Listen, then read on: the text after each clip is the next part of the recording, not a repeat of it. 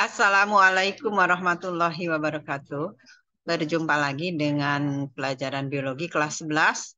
Kali ini kita akan melanjutkan sistem reproduksi, yaitu akan kita bahas kali ini sistem reproduksi wanita. Adapun organ reproduksi wanita adalah sebagai berikut. Yang pertama adalah ovarium atau indung telur.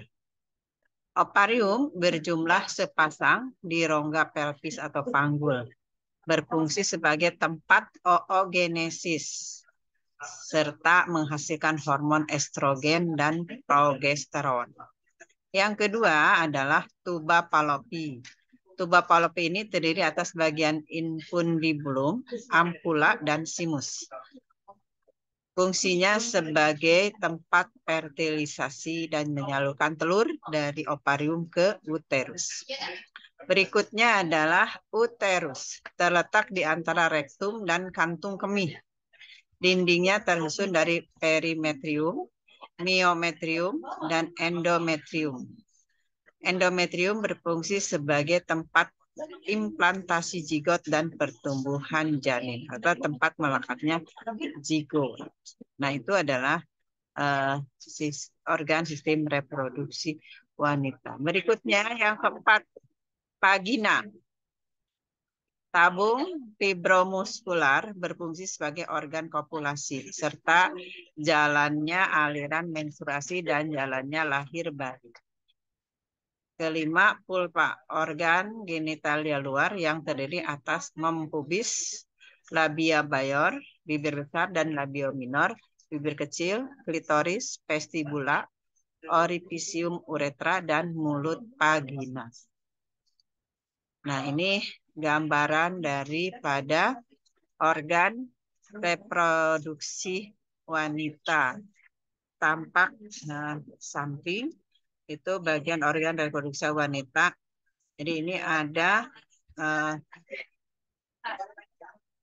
bagian uterus di sini ya, ada bagian uterus, kemudian ada ovarium ya, kemudian ini serviks, nah vagina, anus, nah ureter, klitoris di sini, kemudian labia minor, labia mayor, ya kandung kemih.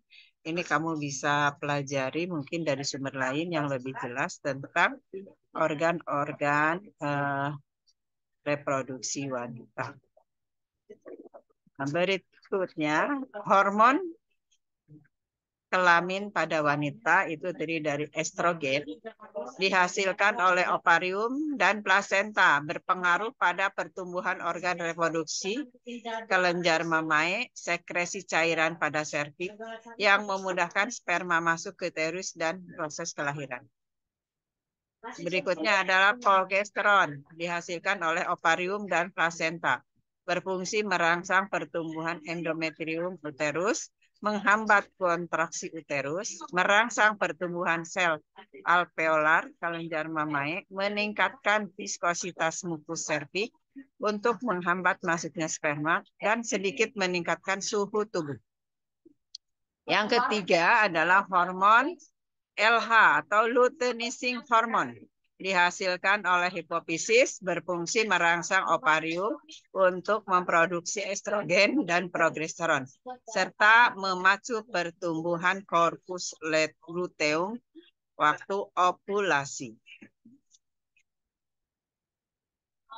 Hormon berikutnya, follicle stimulating hormone atau FSH, dihasilkan oleh hipofisis, berfungsi merangsang ovarium untuk memproduksi estrogen dan progesteron, serta memacu pertumbuhan dan perkembangan folikel atau sel telur. Berikutnya gonadotropin releasing hormone, GnRH, dihasilkan oleh hipotalamus, berfungsi merangsang hipofisis untuk menyekresi LH dan FSH. Kemudian ada hormon chorionic gonadotropin, HCG, dihasilkan oleh sel-sel embrionik mulai dari hari ke-10 setelah fertilisasi, berfungsi mempertahankan produksi progesteron dan estrogen oleh ovarium. Dan berikutnya ada lactogen placenta, human placental lactogen, HPL, dihasilkan oleh plasenta, berfungsi merangsang pertumbuhan kelenjar mamae untuk persiapan laktasi atau menyusui dan menyediakan energi pada ibu hamil. Yang lainnya adalah tirotropin korionik, dihasilkan oleh plasenta, berfungsi meningkatkan laju metabolisme pada ibu hamil. Kemudian relaksin dihasilkan oleh corpus luteum pada ovarium dan plasenta, berfungsi merelaksasi serviks dan fibrokartilago pada tulang panggul untuk memudahkan kelahiran. Kemudian prolaktin dihasilkan oleh hipofisim, berfungsi merangsang pertumbuhan duktus dan alveolus pada kelenjar mamae saat kehamilan dan produksi ASI saat menyusui. Kemudian ada oksitosin dihasilkan oleh hipofisis, berfungsi merangsang kontraksi uterus untuk proses kelahiran dan merangsang kelenjar mamae untuk mengeluarkan air susu. Yang lainnya adalah kortikotropin releasing hormon atau CRH, dihasilkan oleh plasenta, berfungsi memacu produksi estrogen plasenta dan perubahan paru-paru janin untuk menghirup udara. Kemudian ada prostaglandin dihasilkan oleh uterus, berfungsi mempengaruhi robeknya folikel saat ovulasi dan merangsang kontraksi uterus saat kelahiran. Nah, itu adalah hormon-hormon. Nah, kemudian ada yang disebut dengan gametogenesis pada wanita, yaitu yang disebut oogenesis, pembentukan telur. Ini terjadi di ovarium.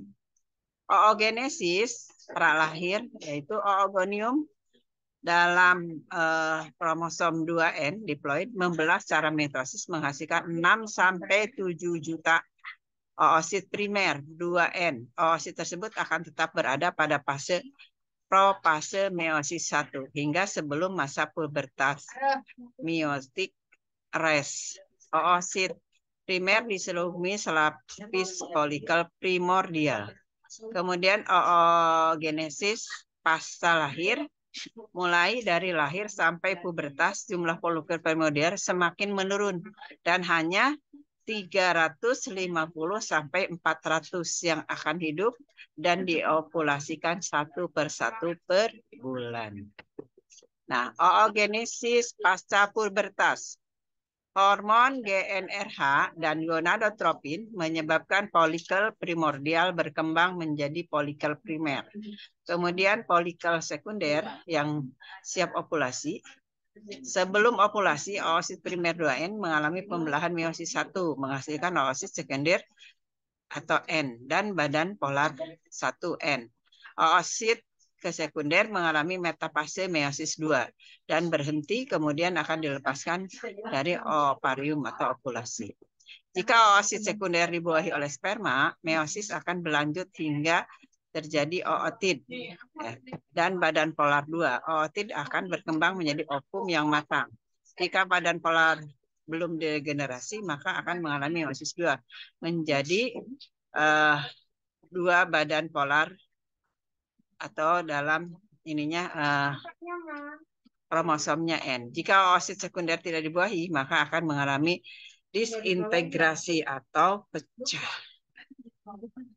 Nah, ini gambaran dari oogenesis. Jadi yang pertama sel germinal diploid kemudian berubah menjadi oosit primer, kemudian mengalami meiosis 1, membelah telurnya ini membelah menjadi 2 sel tidak sama besar. Satu lebih kecil menjadi badan polar, kemudian yang satu besar ini menjadi oosit sekunder. Kemudian oosit sekunder nanti akan membelah lagi secara meiosis, tidak sama besar lagi. Yang besarnya menjadi ovum atau yang haploid, dan yang kedua menjadi badan polar. Sedangkan badan polar 1 ini membelah menjadi 2 badan polar. Sehingga hasil akhir dari oogenesis adalah 1 ovum yang fungsional dan 3 badan polar yang akan degenerasi akan hilang. Itu adalah proses dari oogenesis. Jadi dari satu telur ini hanya dihasilkan satu ovum yang fungsional dan tiganya degenerasi akan hilang, akan mati. Nah, itu adalah tentang oogenesis. Nah, untuk berikutnya nanti kita akan membahas siklus menstruasi dan sebagainya. Hari ini itulah pembahasan tentang organ reproduksi wanita. Semoga ada manfaatnya. Wassalamualaikum warahmatullahi wabarakatuh.